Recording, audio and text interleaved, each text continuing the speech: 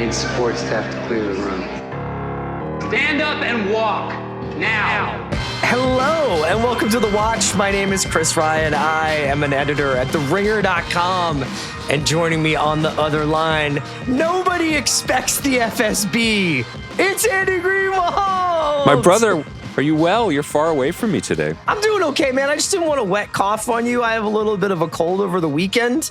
My Valentine's Day just got a little wild. Me and my wife watched Eyes Wide Shut on Saturday night. Which canonically is a Christmas movie, now. by the way. So it is a Christmas movie, but it's also about marriage. You know what I mean? It's about love. Yeah.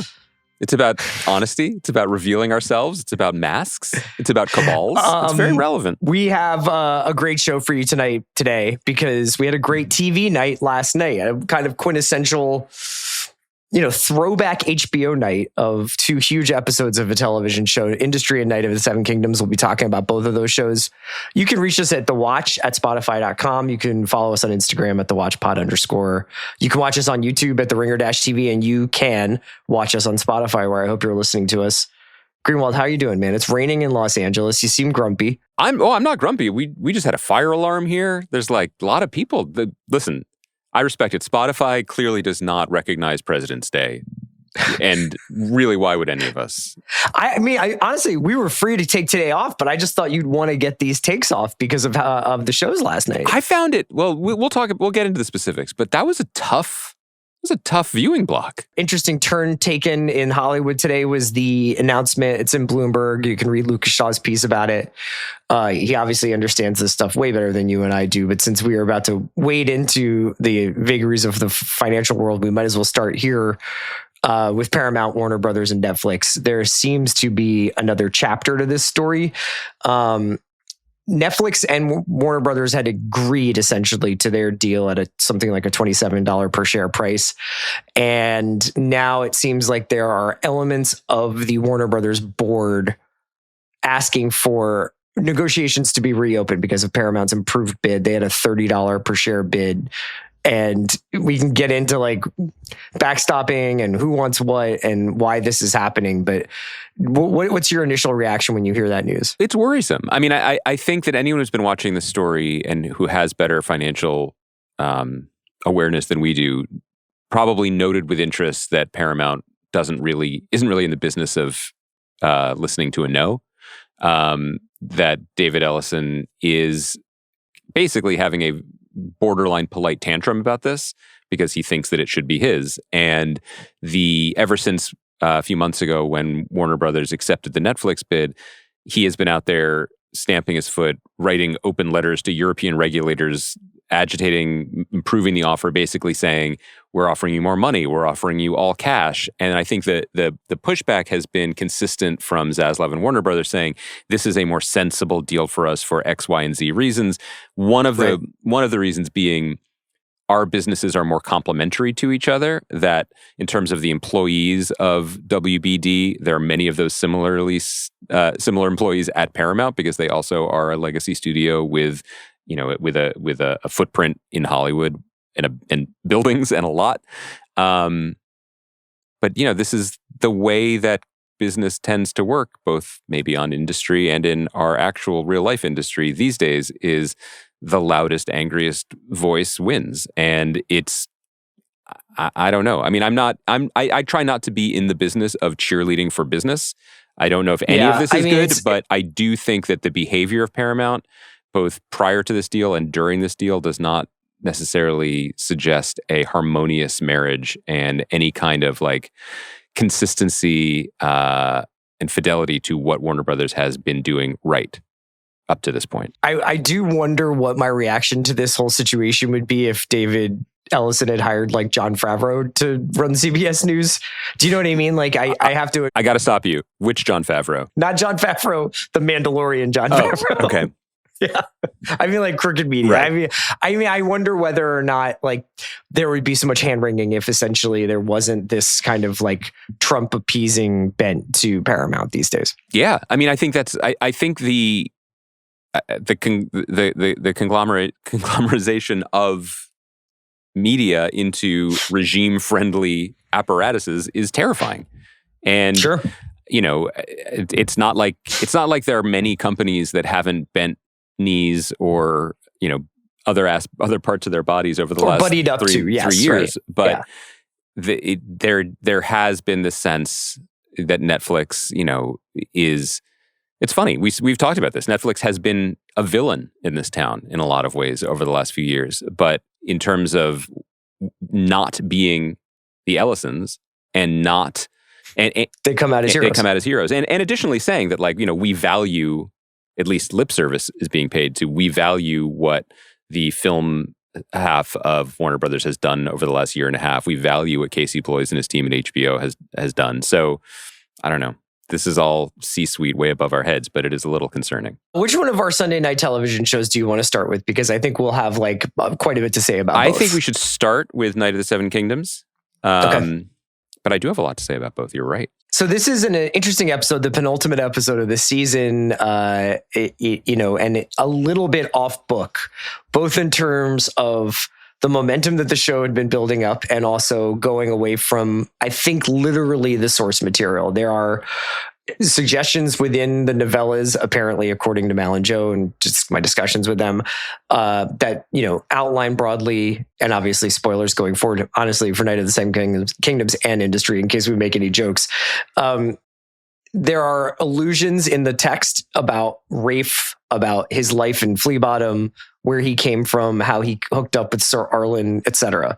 But to explicitly draw this connection between Dunk's childhood or Dunk's, young years and how it shaped him and shaped maybe the way he felt about heroism, the way he felt about chivalry, the way he felt about what a knight is supposed to do, I thought, was okay. It was not my favorite part of the series so far. And this is a show that I feel like has made very few missteps.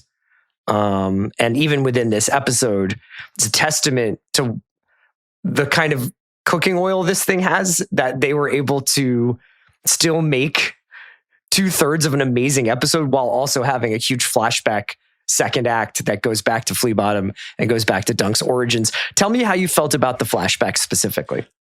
The most important thing for me to say first is, Chris, you can't use cooking oil. That will kill him. You have to use wine. So in terms of your metaphors as well, be very, very careful. You're right. My bad. That's something all the maesters know. Although I have to say, just the sort of man on the street medical response did remind me of when I would be hungover in the early 2000s and you would offer some suggestions. It's just like, well, the chainmail seems to have stopped it. We'll just throw some hot Wesson on it and just, we'll probably be okay. Yeah. I thought this was a fascinating episode of television for what it was and for what it wasn't. When the flashbacks started, I immediately started to get a feeling that it caused me to text you, which I try not to do in the middle of television shows, but I knew you'd already watched it, to ask. Do you try? Yeah, I didn't say I succeed. I try. It's just like a policy. You know what I mean? A suggestion, a guideline, which was, is this invented? Because it felt, very often one's spider sense about that sort of thing can be wrong, but it did feel so tonally different from what the show had been up to this point. And you told me that it was, which did make sense. Everything that was in the flashback was very, very well done and executed. I have long wanted a Flea Bottom that, where the smell and stench of everyone leapt off the screen, and I finally got that. Felt very rewarded for that, for my longtime commitment, to the working classes of King's Landing. I thought that the storytelling made sense. I don't know how they found a little dunk like that. I have to say that the show made a bet on itself in the early going that it was going to be so different from the Game of Thrones that we've come to know, to respect, and to occasionally be horrified by, that I was a little disappointed in the episode for backsliding into the nihilism of what has come before. It is completely in keeping with George R.R. Martin's fictional universe.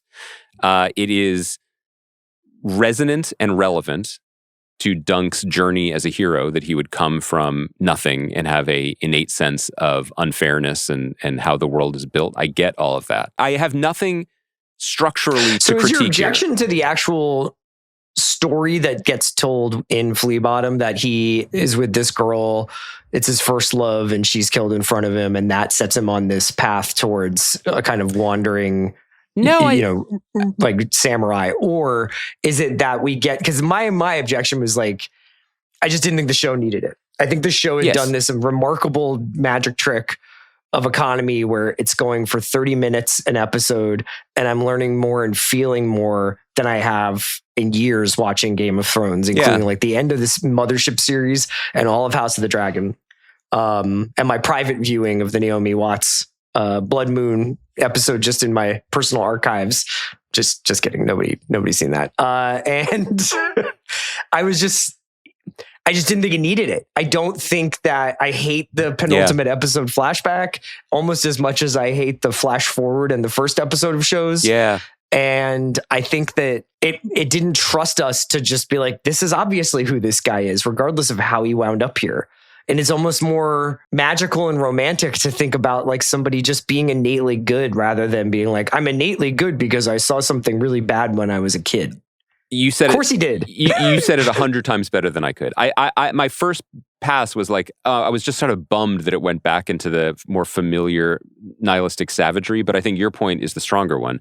And I think I agree. I think I was also processing that, which is origin stories are kind of boring. Origin stories are kind of redundant. And I think that's what I meant when I said that the show had made such a good bet on itself early on. Now, if you are going to pad the material, if you want to fill out a full 6 episodes, this is a fine place for it. And I thought that the aesthetic choices of having him pass out and then have this flashback and then being brought back into the action was expertly done. I didn't find fault with any of that, but yeah, I agree with it. And then there's just kind of does everything in the end come to two guys clobbering each other? I mean, long-term listeners of this podcast hope so. But beyond that, like... It's so you didn't actually, even the Baylor fight, you were kind of bummed out about. Well, I want to talk about that more specifically because, like, okay, so like big picture for this episode, I said this to you when we were talking offline. I think that the direction on this series through 5 episodes is equal to or greater than any direction of a Game of Thrones series thus far. And I don't say that to like do a drive-by. And I don't say that lightly because Sapochnik and all those guys. And exactly. Like Mark Mylod, Sapochnik, other people whose names I don't have in front of me, like did exemplary work in the original Game of Thrones, particularly on these big showcase battles, which is a different kind of filmmaking. That said, the way Ashford feels in the opening moments of this episode, from the mud and the fog, and more specifically the colors, the muted color schemes and the extravagant armor of like the Baratheon horns and the gold, I don't even know what they are on the dudes with the mustaches. It's really, really evocative and it's really transporting, and it is fantasy in a way that I think Game of Thrones intentionally leaned away from in its early going, when the whole point was not that this is a fantasy show on HBO, that this is an HBO show in a fantasy world. I loved those details. So again, that setup made me a little disappointed that, not that Dunk wasn't the best fighter. I thought that was well done, and I like the disorientation and being inside of the helmet and everything like that. But ultimately, they're just pounding on people, and he's just getting stuck like a shish kebab. I think it's not going to be Littlefinger or Tyrion outsmarting people, or some great game of chess that they're playing. It's about might. I've been really thinking about this element of the show that I don't know how explicit it is. I think it is relatively explicit in the text, but if you're just watching it episode to episode, it may have passed you by, which is that this is like a kind of backwater tournament. This is not this is not the Final Four that they're in. Like, the Targaryens are kind of pressed to be there. They're not really happy about being at Ashford. 2 of the Targaryen kids have gone AWOL. You can see Maekar in the beginning of the series is just kind of like, this is bullshit. Aerion is obviously a sadist, so he's looking for any opportunity to torture people and be a bastard, or not literally, but to be just a son of a bitch. And there was something about like the mud and the muck that they were fighting in that really felt Second City, or like away game, and I really liked that.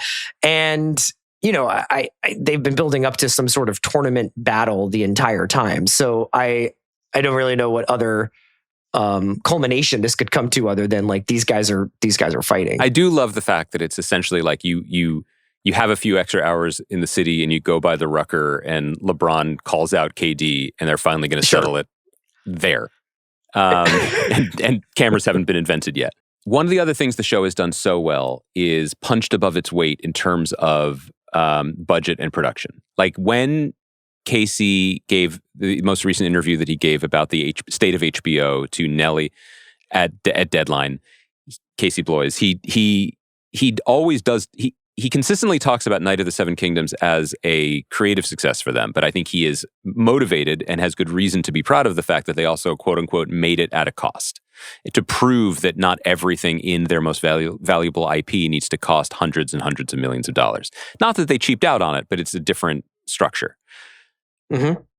The opening of the battle brought that home. I was like, this is just incredibly beautiful. I mentioned the good direction. I should have said Owen Harris directed this episode. He directed the first two as well. And Sarah Adina Smith did the other episodes. And I thought they were exceptional. She did the middle block, yeah. No step off at all. She's also done the finale that's coming up this week. When we got to the battle, of course it should be from Dunk's perspective. But did you feel cheated at all? A, that we never saw our favorite horny Baratheon do his thing. And not only that, like when they mentioned at the end, yes, 2 people died. I swear to you, I know this is my job to do this podcast with you. I don't know who they meant. I have no idea who actually died in the battle. Maybe there's a point to that, or maybe it only matters if you are like deep book diver. Yeah, what is it? Like Harding and Beesbury died? I think that I'm a big casual rule you are follower with that. Yeah, Harding and Beesbury died. I'm a big rule follower when it comes to POV. Like this is one of the things that really drives me crazy. And I think it's just a product of having watched too much television over the last 10 years, but I start to give myself like different neuroses. And one of them is, if this is a show that's a story that's largely being told from whether it's Marty on Ozark or whoever's POV, there are certain things that they would be privy to. There are certain things that they would not be privy to. And one of the things that drives me crazy, especially say in mystery shows, is when for the purposes of like expediency or economy, they start telling you things that characters wouldn't know. You know, and I sure would love to have seen 3 more minutes of this fight with people saying, "It's Lionel Baratheon in his horns, and he's come and struck me with a mace."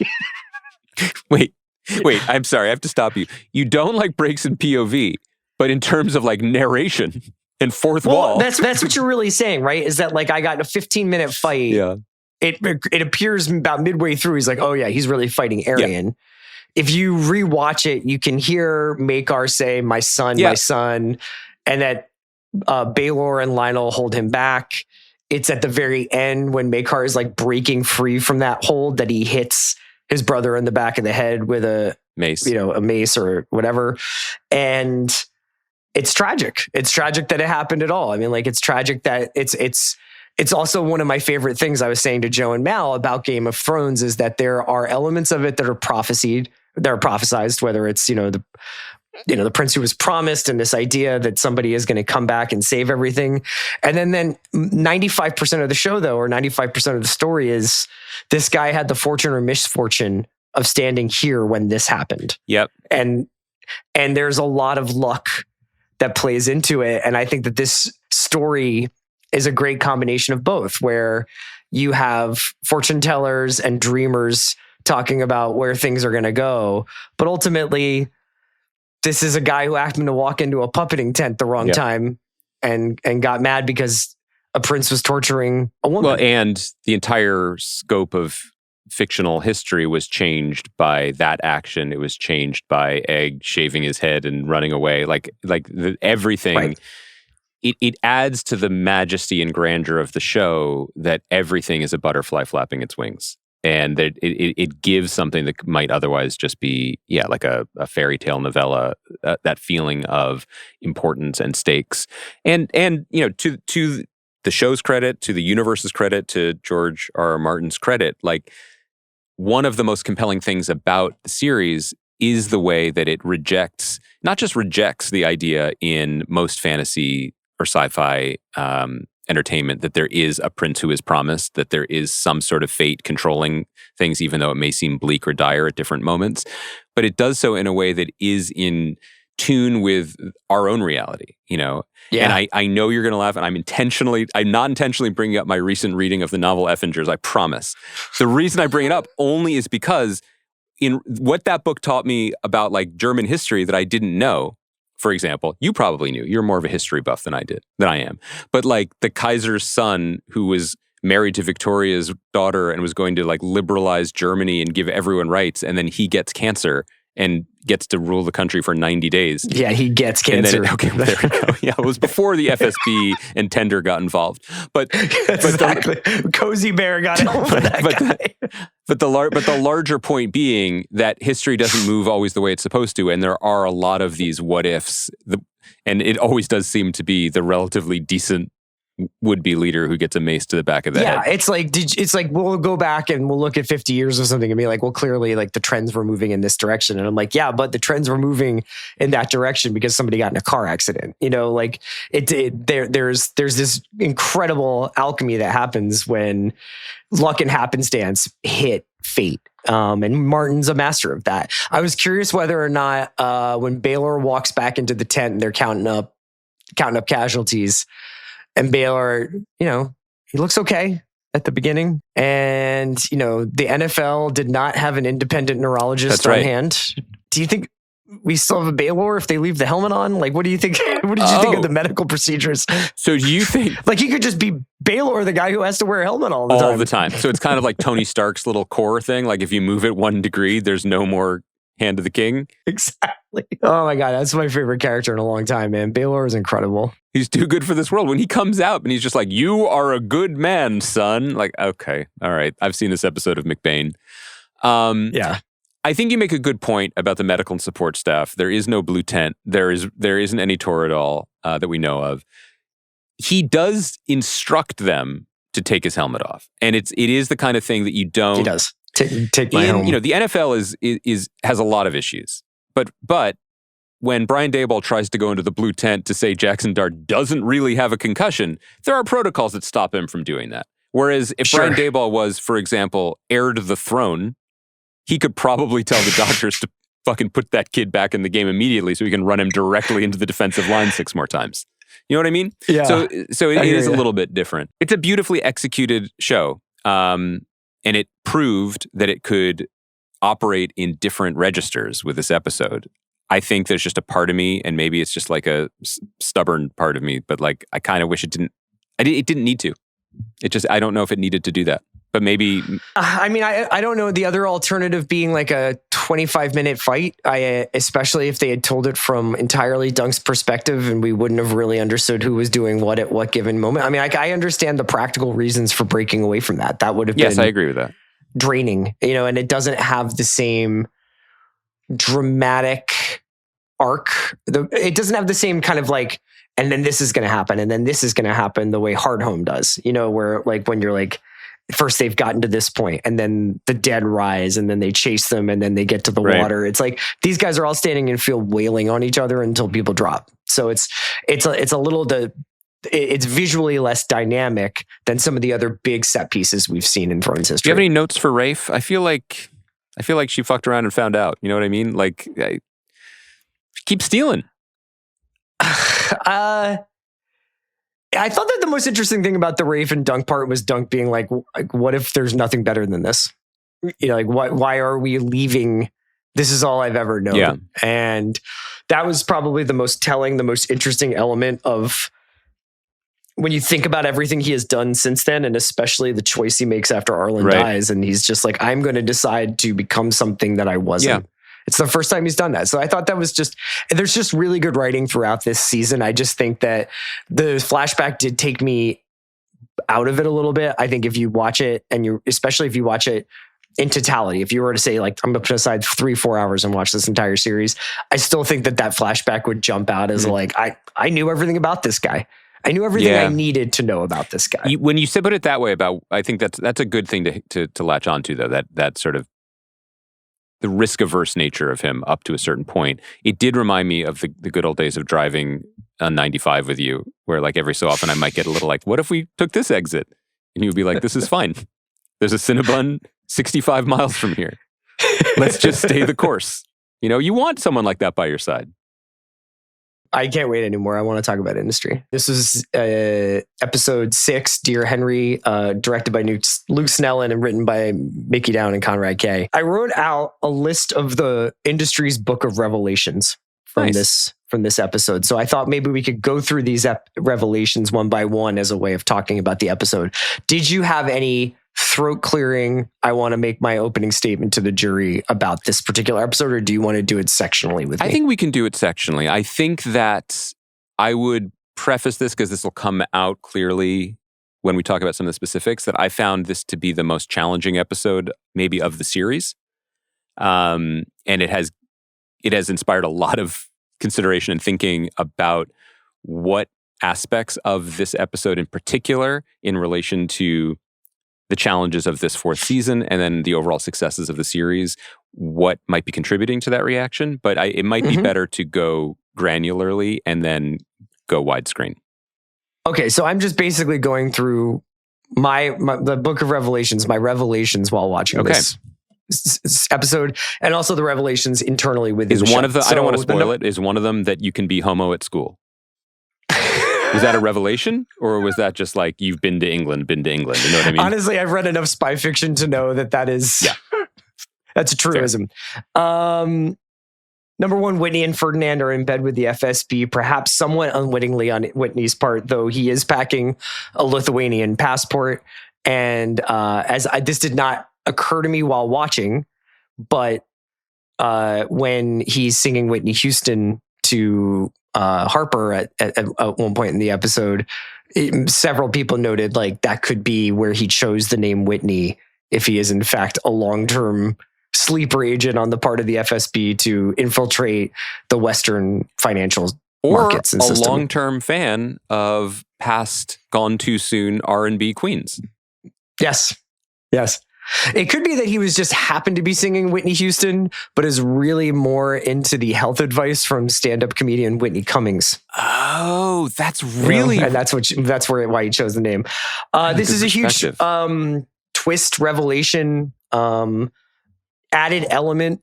It explodes the genre of the show to introduce the idea that this is actually an international criminal syndicate and international and a nation state's intelligence service working behind the scenes to do whatever they're doing. And we're going to talk a little bit more in depth about what Tender is up to, and the idea that essentially that they're mining for data and that they're looking for opportunities to blackmail, leverage, and expose the client base. And I thought this was such a huge gambit. It's like a real, like, are you either fucking with us or you're against us right now on part of the show? Because man, they could have just done 6-7 seasons of these crazy kids doing and making trades.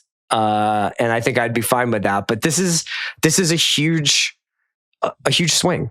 I think that as challenging as that particular pivot within the episode may have been granularly on a story level, I do love the show's, and by when I say the show, we're talking about Mickey and Conrad's creative and artistic willingness to engage in as big of a picture as possible. Because if the show, up to this point is so deeply concerned with the essential nihilism of, which is like the 4th time I've used that word in this podcast already, but it's 2026, of late period capitalism, push it further. Yeah. Meaning it is interesting and gross when enormous profits are being made due to lack of oversight or due to an over-indexing of narrative over substance or any of the other things that you could accuse Tender of, or many other companies that still exist in our real world. But the next question behind that, and it's the same sort of question and that one could bring, and that some people in Congress are bringing to the Epstein stuff, is it's not just who profits literally in terms of money, but who is also profiting from the overall structural lack of oversight. Like who can fill that gap? Who can take advantage of that? And very often, the answers are extremely bad actors. And I don't mean bad actors in the cast of industry. I mean like the Russian Secret Service or a cabal of sex criminals in the case of what's going on in America right now. There's someone profiting behind the people who are more likely to take the fall for profiting. And I think the expansion of the aperture in that way is, you're right, it's a bold gambit in the show, but maybe this is also where a lot of our conversation about the episode is going to fall, which is I completely see this vision. And I'm excited about the expansion of the terrain. When we start talking about how it unfolds within episode 6 of season 4, then I had more issues with it and how it is delivered. But I think it's an exciting place for the show to go. And in many ways, not an inevitable place, but a consistent place for it to end up, considering where it started and the trajectory it's been traveling on. I thought that scene where Ferdinand comes out to Whitney and he's having a cigarette and is talking about how easily it is to rationalize becoming part of the Russian intelligence services, because it cleared the path for him to become CFO of the Austrian bank that he had been working at that Tender acquired. Was a wonderful, wonderful scene. And it's like just explicit enough. I think that I'll hear people out if they're like, I need to know explicitly, like, is Whitney a Lithuanian citizen who moved to America with these orders, or, you know, how much of his character is fashioned out of thin air? You can get, we'll talk about the night out that he has with Henry and the morning after revelations or discussions that those guys have. But, you know, they ride the third rail of like, how much do we need to show? How much do we need to tell for people to feel and to think? You know, like they don't often they will take, here's, any other show would do these 4 scenes, and industry does it in 2. Yeah. And those 2 might be scene 1 and scene 4, and you're missing the middle. And you get to the part where it's like exciting at the beginning and terrible at the ending, but you don't understand how you got there. I get that. I get how they do it, and I like it a lot, but I can understand why people might bump on it. I think the reason why I like it so much leads me to my second revelation, which is that Whitney has become my favorite character on this show. What a turn by you.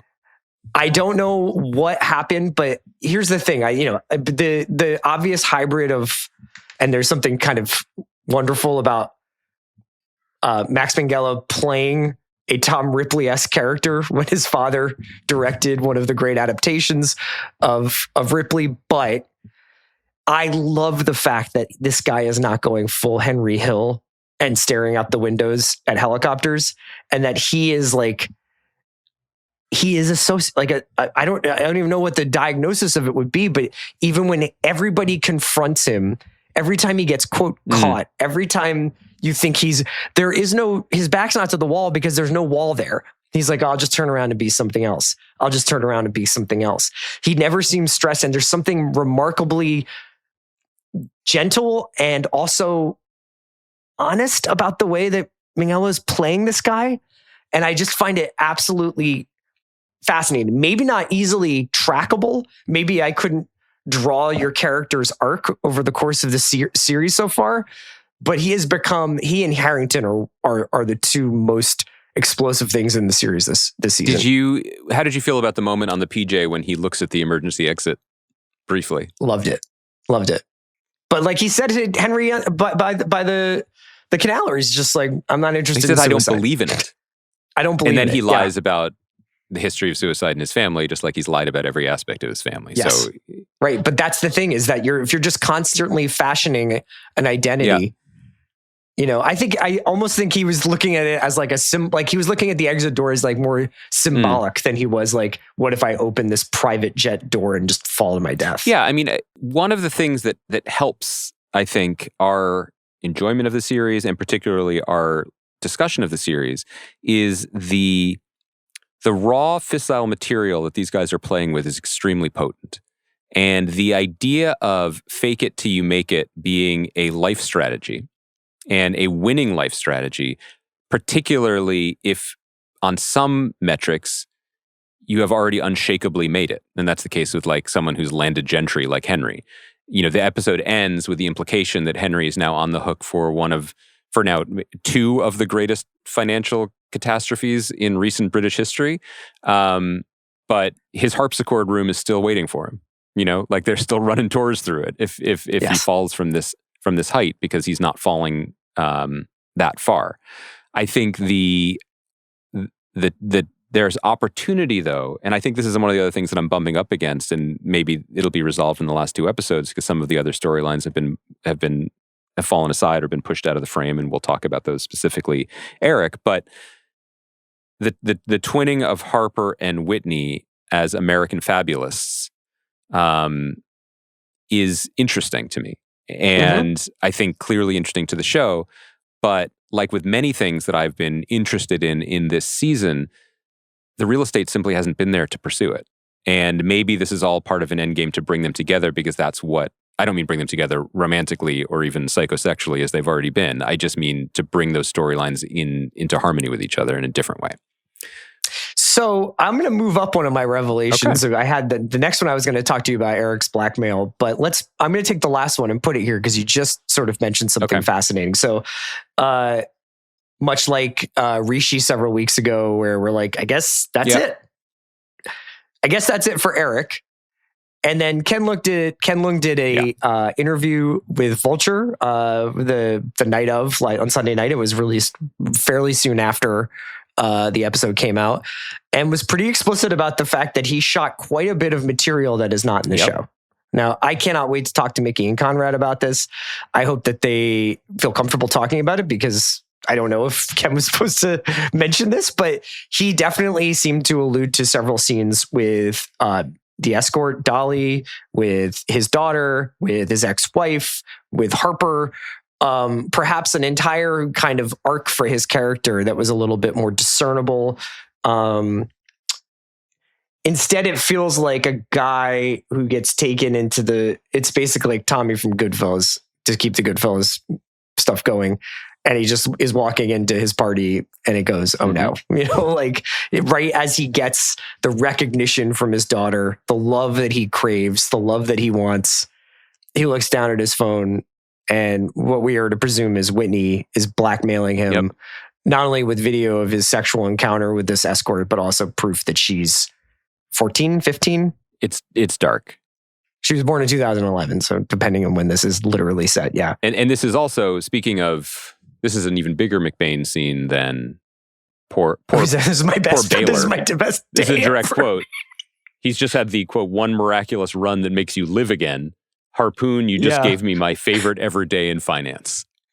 Well, we should be clear about this. There's no part of this interview where Ken Leung is like, I'm mad that this got cut out. Yes, I'm mad about what left on the cutting room floor. He's very matter of fact about how he considers, and we've talked to him, like he is a very, very thoughtful, intellectual actor who really intense about his process and what he needs to get to where he needs to go. And so he's sort of helpfully explaining to the questioner about like his journey within Eric this season may have been different from the audience's because about his process and his internal thought and decision making, but also because, he's like, well, I did these different things that were steps A, B, C, and D to get to what you saw. Yes. This is not an indictment. Every show cuts scenes whole cloth. And part of the artistry of making television and film certainly is remaking the show. I mean, you say you make the show 3 times in the script, on the stages or on set, and in the edit room. And each time you start from scratch almost and you rebuild it. That's how all great works are made. So it's not a problem that these things were cut. But it is another piece of evidence, I think, to my larger sensibility about the season, which is it's too much story. There's nothing wrong with the story. It's an exciting story. And it's an incredibly ambitious thing. And it has felt appropriate to be watching the season of Industry against the backdrop of the Olympics, where they're like, well, this guy is going to spin 6 times. And then if he doesn't, you're not like, this guy sucks. You're like, holy shit, imagine spinning 6 times. I cannot help but shake the feeling that this is a 12-episode season of television that has been reduced to 8. And I want to be clear when I say this. I don't mean that they were given 12 episodes. I mean, they were given the same 8 episodes they've been given every time. No, I think if anything, I would imagine that they would laugh at the idea that they would want 12 episodes for a season. I think that, yes, they shot stuff, and yes, there's a feeling like we missed something there maybe, but I don't think that it's because like they were asked to reduce the episode count or anything like that. And also part of their superpower, and we've praised them for this before, is get to the good stuff. Don't bore us, get to the chorus, but a TV show. Like there's power in that. And there's still, even in this old prestige medium, there's still surprise in that. When this episode begins with Harper going straight to Yasmin to say, here's what I'm doing, you're sitting on a mountain of lies. It's like, oh, she could have bought her dinner first. But no, the show is going right into this. But there are other things that I think that that have suffered this season because of the frenetic pace and the lack of real estate. For example, early in this episode, we're told that Tender has quickly become the Gen Z choice for banking. And I thought they've only been a bank for 10 days. Right. That seems very, very abrupt. That's a good point. I hadn't thought about that. There's other things that you can see in terms of character arcs. Like we praised, and I will continue to praise to high heaven, the show's bravery in being like, we have reached logical conclusions for Rishi and for Eric with the conclusion of season 3 and the wrapping up of Pierpoint. But we want to work with these people more. We want our show to have them. So we will just figure it out, and we will bring them back, and we will try to be honest and be true to what happened to these characters in the past.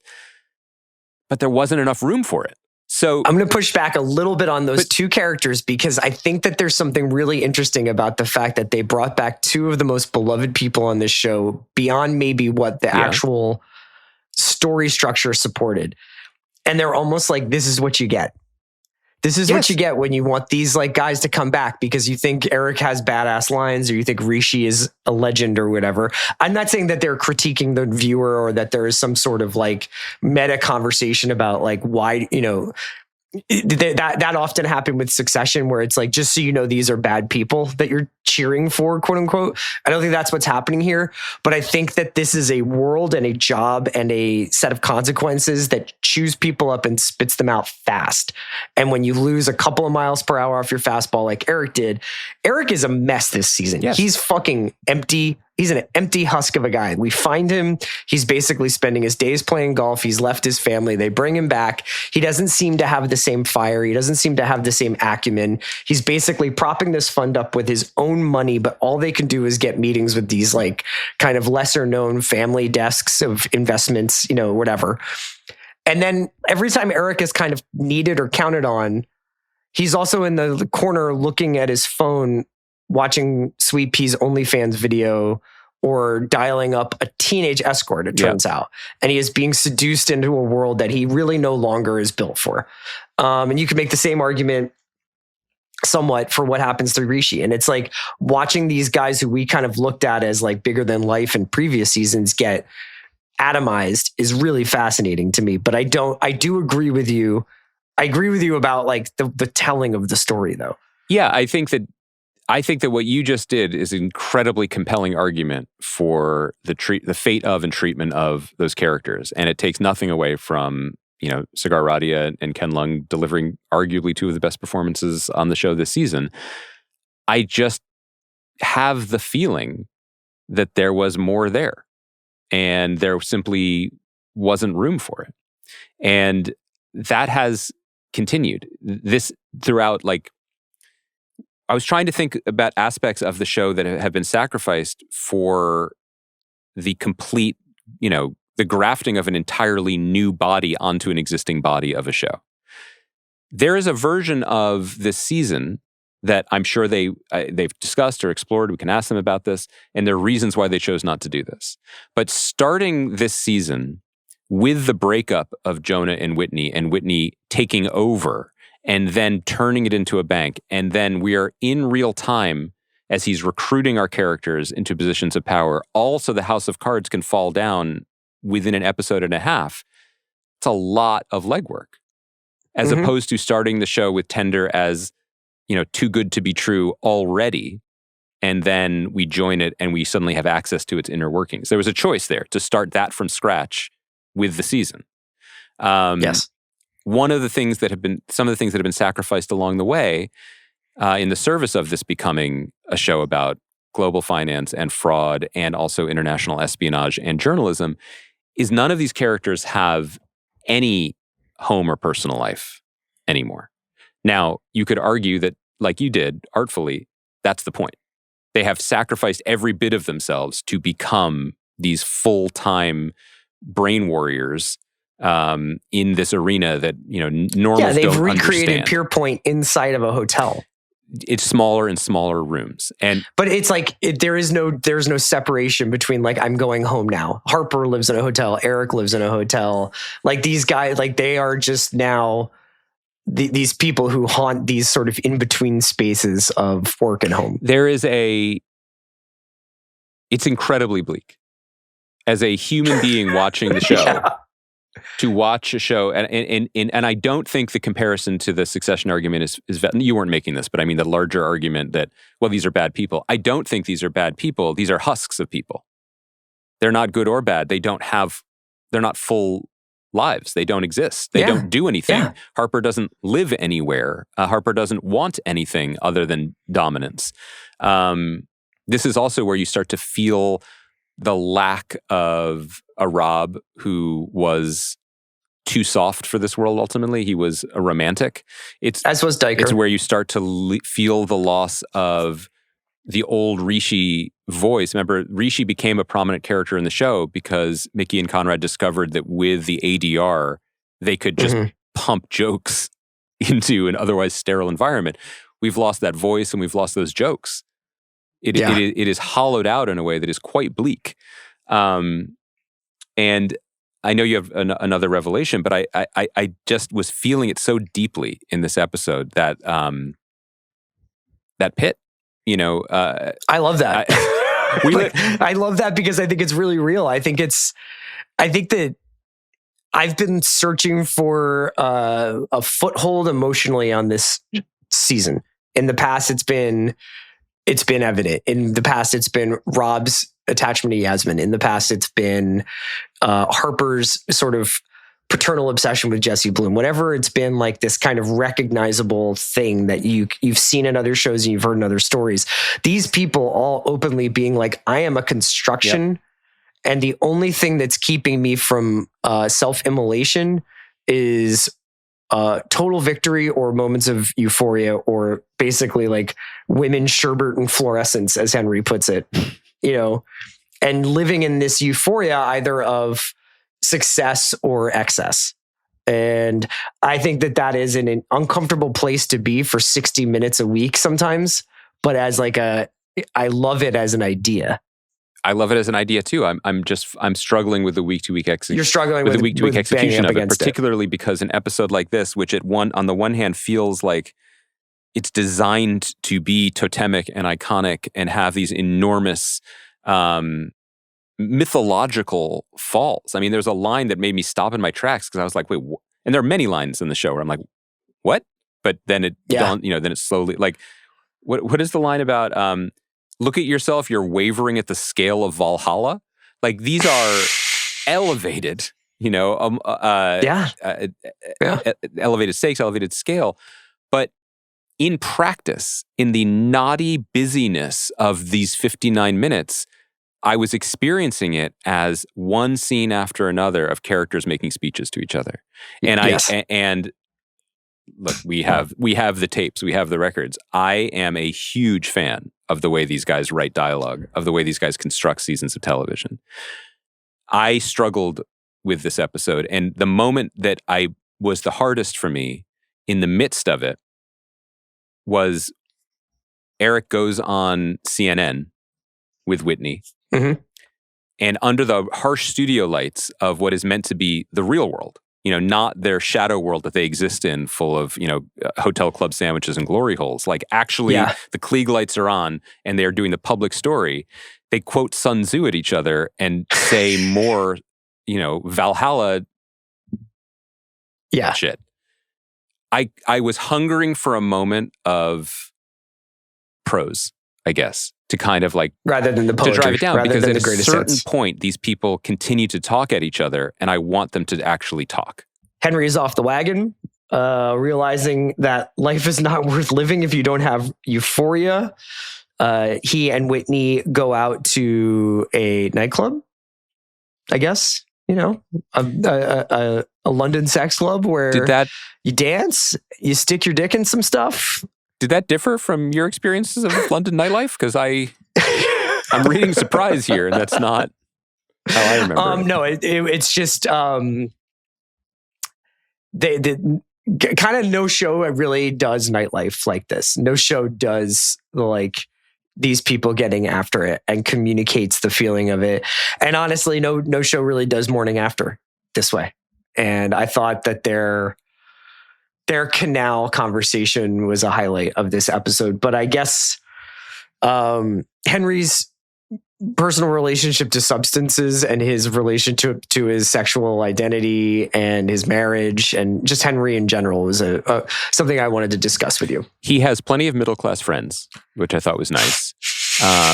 Just while it's top of mind, the show does remain elite in its confidence in just dropping references to things that prove its bona fides and confuse 96% of the listeners, like elite reference to Top Jaw. I thought that was great. At the worst possible moment, there wasn't even time for it. Do you think the Top Jaw guys were like, they mentioned us on Industry, I hear? Yeah, exactly. Let's see the exact moment when they do. Do you think Eating with Todd is like, whew, dodged a bullet there? Like, finally. Really, really low-key reference to Chiltern burning down, thus there not being anywhere to have fun anymore. Respect that. The Henry thing, I mean, Kit Harington is phenomenal in the show, and it is interesting to think about all of the characters and all the performances in the light of the Ken Lung interview, because one of the things that I really have admired is that there have been moments in watching this season of the show where I am personally confused as to where and when these characters are in their emotional journey with themselves and with each other, and the actors appear completely confident. Now, they seem to they're great actors, yeah. And famously, this is a very collaborative set, and that Mickey and Conrad are very available to the actors and very close to the actors, so they're there to make sure they know what's going on. But clearly, they understand where they are in the story, which is a good thing and a helpful thing as an anchor. Does your more liberal attitude towards the speed, the run of play here, does that apply to, just to talk about Henry, to talk about where Henry has gone in this season in a relatively short amount of time, and specifically the state of his marriage? Because the whisper down the line skepticism that opened the episode was interesting, but also to me felt a little reductive, that Harper tells Yaz and Yaz says, fuck you. Then Yaz tells Henry and Henry says, fuck you. And then Henry goes to Whitney and he's a little... Whitney, and Whitney's like, fucking A. Yeah. Well said.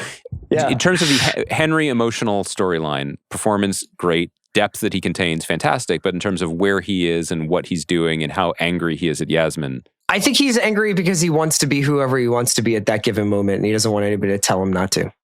And I don't think that he and Yaz are capable of being on any given Wednesday, we can go out and have a normal night. Like they're either like crying, making up with each other, or fighting. Mm-hmm. But I don't think they're capable of being the couple that I want. I think Yasmin projects out across decades of, wealth and power in the UK aristocracy. I think she wants that. I think she wants to project forward a new stability that she lost with her father. And Henry is like, I can barely keep myself alive. And if I'm not feeling not only like the main character, but the prince who was promised, like I literally have to be the guy who's out there saving the world with an app, then it's not worth doing. Nothing is worth, I just don't even want to get out of bed. All I want to do is crush up pills under my combat boots and snort them off a harpsichord and die. One of the low-key brilliant things about the way the character is presented is he is always in costume. Not at his costume birthday party, which is telling, and that was his lowest moment. But he is always wearing the corporate swag. He was wearing the Lumi swag. He's wearing the tender swag. When he goes to the rough trade club or whatever that ends up being, he looks like he's always been there. Yeah. You know, he always, and when he gave his speech, like at the event in the previous week, he is, you know, the shirt is unbuttoned just so, and the sleeves are rolled up. He always looks the part because he himself is, you know, terrifying. Yeah, I just think that like that scene where he's waking up, everything has sort of gone to shit because Harper's done her presentation and Yasmin has been calling him, and she finally gets him and is just like, I can't believe you're doing this to me again. Tells you everything you need to know about their relationship. Where are you with the Harper of it? I think that the Harper card, this has happened before in previous seasons. I think that the Harper, the centrality of Harper to this season will emerge in the last 2 episodes. Stern Tao is now just Stern again. Yes. And she has done what Eric prophesized. She has become a world killer. Yep. You know, she is able to stand up in front of people and just be like, I make it so. I've declared that this is bullshit. Yep. You know, and the market's response. I saw some people online critiquing the fact that there was no evidence that she wasn't really presenting a lot of evidence. She was just like, it's a, you know, house of cards on top of a Ponzi scheme. And that was like enough for people to be like, oh, okay. But I don't think that speech that she gave, I think the whole point was that she was supposed to talk about like women in finance and instead used it as a pivot to talking about like, yeah, she said, tender. I hope you'll indulge me. Like, instead of talking about whatever, I'm going to show you a woman doing her job. Yes. Yeah. The jury's still out on Harper. Mahala's performance, I'm not even talking about. I'm talking about the character and what she's doing this season, because she is a little bit, I think that they have left her emotional or character journey a little bit to the side as they have focused on Henry.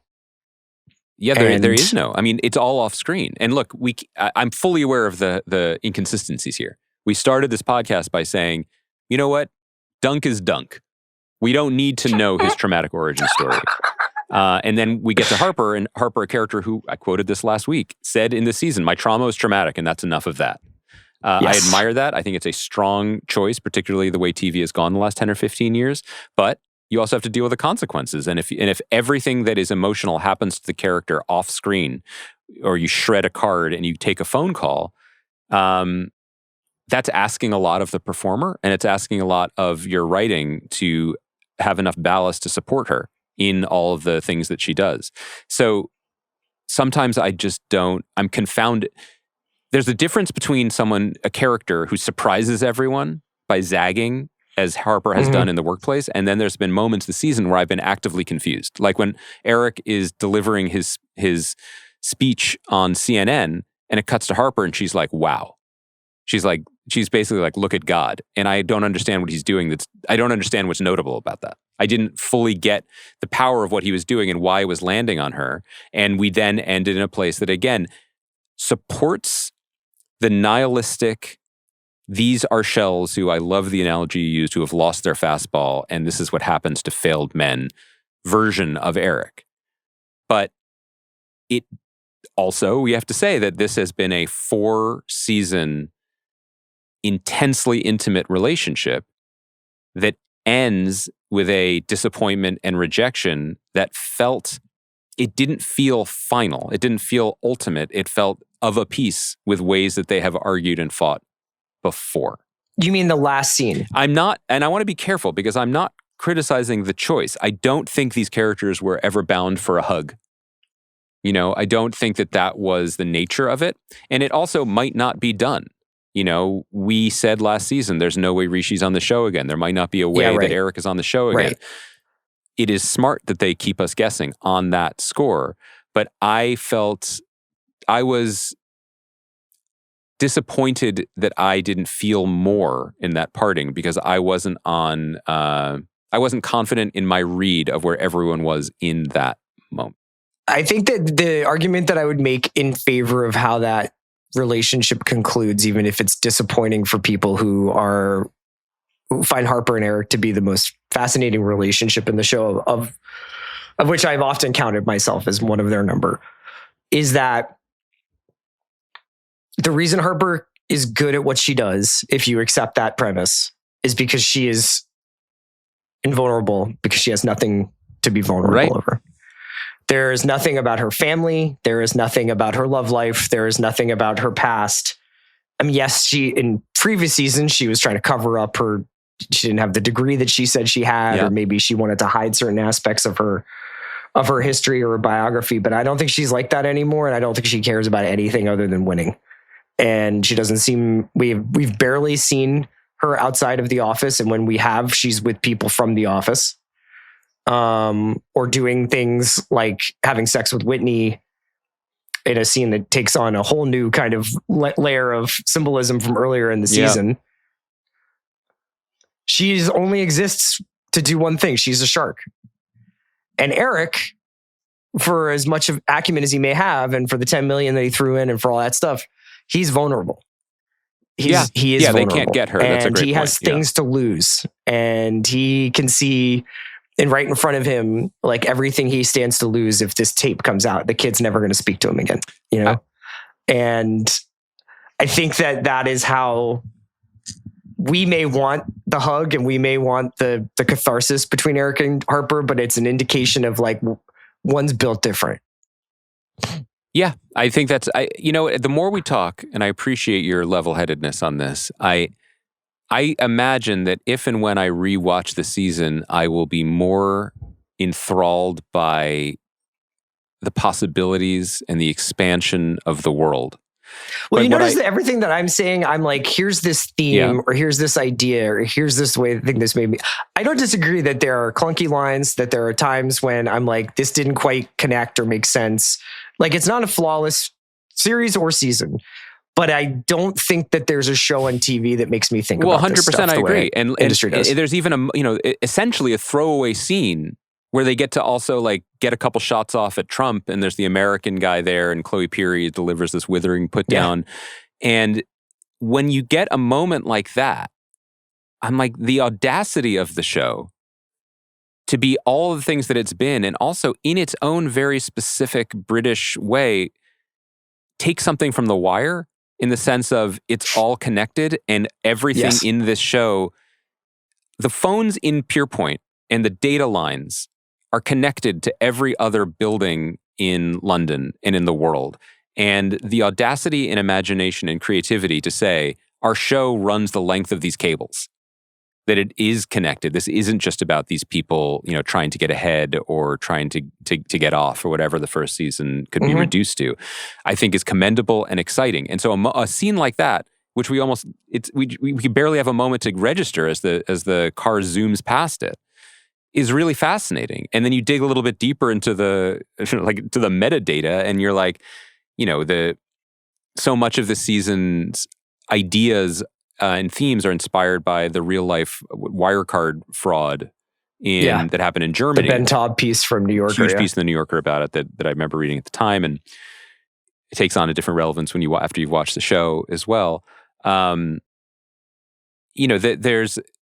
You can read that, and so much of it is about, Germany, like Angela Merkel walked this profoundly fraudulent, riddled with Russian intelligence company up to President Xi and was like, you should do a deal with them because they're the pride of Germany, primarily because Germany wanted to be in the fintech space.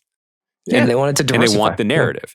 So to read that article, as Mickey and Conrad did, and say, what does England want?